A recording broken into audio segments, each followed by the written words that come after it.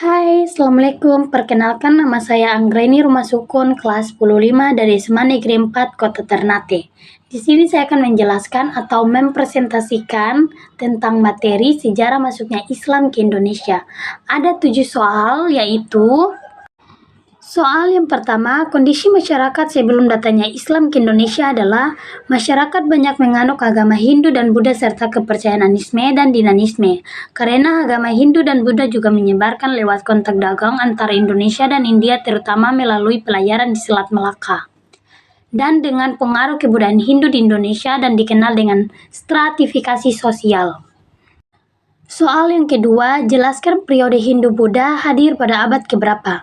Periode Hindu-Buddha dimulai sekitar abad ketiga yang dimana pada saat itu masyarakat Nusantara belum mengenal agama dan masih menganut kepercayaan animisme dan dinanisme. Soal yang ketiga, ceritakan sejarah penyebaran Islam di Indonesia secara umum. Sejarah masuknya Islam awalnya dibawa oleh pedagang Gujarat lalu diikuti oleh pedagang Arab dan Persia. Sambil berdagang, mereka menyebarkan agama Islam ke tempat mereka berlabuh di seluruh Indonesia. Selain pedagang, ada juga dengan cara mendakwah, seperti penyebaran di Tanah Jawa yang dilakukan oleh para wali songo. Merekalah sang pendakwah dan sang ulama yang menyebarkan Islam dengan cara pendekatan sosial budaya. Soal yang keempat, ulas kembali tentang 3 teori penyebaran Islam di Indonesia. Yang pertama, teori Gujarat. Diceritakan Islam masuk ke Nusantara pada abad ke-13 Masehi dari pedagang India Muslim. Teori ini berkembang dari Piet Snevel dari Universitas Leiden yang mengatakan bahwa asal mula Islam dari Gujarat dan Malabar. Kemudian, orang Arab bermazhab Syafi'i berimigrasi ke India dan orang Indialah yang membawanya ke Indonesia. Selain itu, ada juga teori Gujarat dari Moku di mana ia mengatakan bahwa agama Islam di tanah air berasal dari Gujarat berdasarkan bukti peninggalan artefak berupa batu nisan di Pasai, kawasan Sumatera Utara pada abad 1428 Masehi. Yang kedua, teori Mekah. Teori ini pertama kali diutuskan oleh Hamka dalam Dies Natalis Petain ke-8 Yogyakarta sebagai koreksi dari teori Gujarat. Dalam teori masuknya Islam ke Indonesia ini, diterangkan bahwa Arab Saudi memegang peranan yang besar. Hal ini dibuktikan setelah wafatnya Rasulullah pada tahun 632 Masehi, di mana kepemimpinan Islam dipegang oleh para khalifah. Di bawah kepemimpinan itu, agama Islam disebarkan lebih luas hingga ke seluruh Timur Tengah, Afrika Utara, dan Spanyol. Kemudian, di masa dinasti Umayyah, pengaruh semakin meluas hingga ke Nusantara. Menurut Arnold Morrison 1951, bukti masuknya Islam ke Indonesia dari para pedagang Arab. Yang ketiga, teori Persia. Teori masuknya Islam ini ke Indonesia terakhir adalah Persia yang diutuskan oleh Hosin Jajaningrat.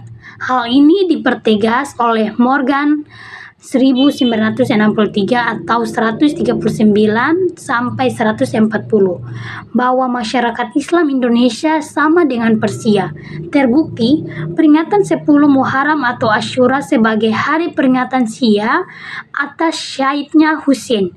Peringatan ini terbentuk pembuatan bubur syura. Selain itu, di Minangkabau, bulan Muharram juga dikenal sebagai bulan-bulan Husain.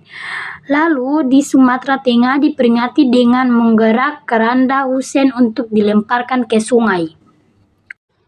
Soal yang kelima, ada berapakah strategi penyebaran Islam di Indonesia? Ada 5 strategi. Yang pertama, perdagangan, yang berperan penting dalam upaya penyebaran Islam. Yang kedua, pendidikan. Para pendakwah membangun pondok pesantren dan masjid-masjid sebagai tempat berkumpul untuk mempelajari agama Islam. Ketiga, perkawinan. Perkawinan juga tak kalah penting yang termasuk ke dalam salah satu strategi dakwah Islam ke Nusantara.